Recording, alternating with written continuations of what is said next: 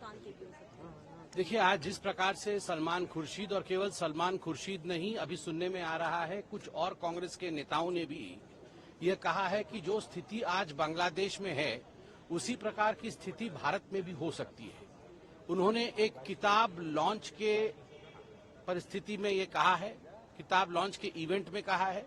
जो किताब का लॉन्च था उसका शीर्ष था the future of Muslims in India, Shikwa-e-Hind Mujibur Rahman द्वारा लिखा हुआ ये किताब था। उसमें भारत में एक तरह से प्रोटेस्ट होंगे, भारत में आगजनी होगी, जो बांग्लादेश में हुआ है वो भारत में होगी, इसकी चेतावनी कांग्रेस पार्टी की तरफ से सलमान खुर्शीद जी ने दिया है।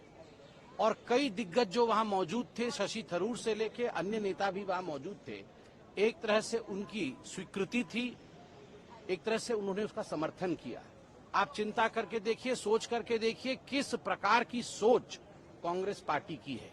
आज मुझे याद आता है जब पार्लियामेंट में खड़े होकर राहुल गांधी कहते थे कि इस देश में आग लगेगा, इस देश में दंगे होंगे, इस देश में प्रधानमंत्री जी के ऊपर हमला होगा।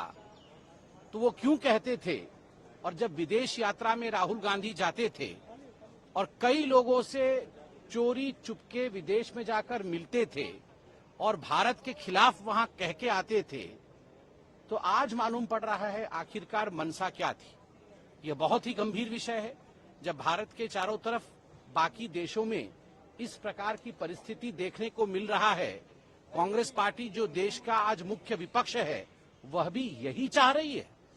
चुनाव में जीत नहीं पा रहे हैं, तो चुनाव में जीत नहीं पाने के कारण अपना खींच बैक गेट से इस प्रकार की अराजकता को फैला करके हिंदुस्तान को बर्बादी की ओर लेने की कोशिश जो कांग्रेस पार्टी की है वो आज जनता के सामने उजागर हो चुकी है। भारत विकास के पथ पर आगे बढ़ रहा है और निरंतर मोदी जी के नेतृत्व में विकास के पथ पर अग्रसर रहेगा।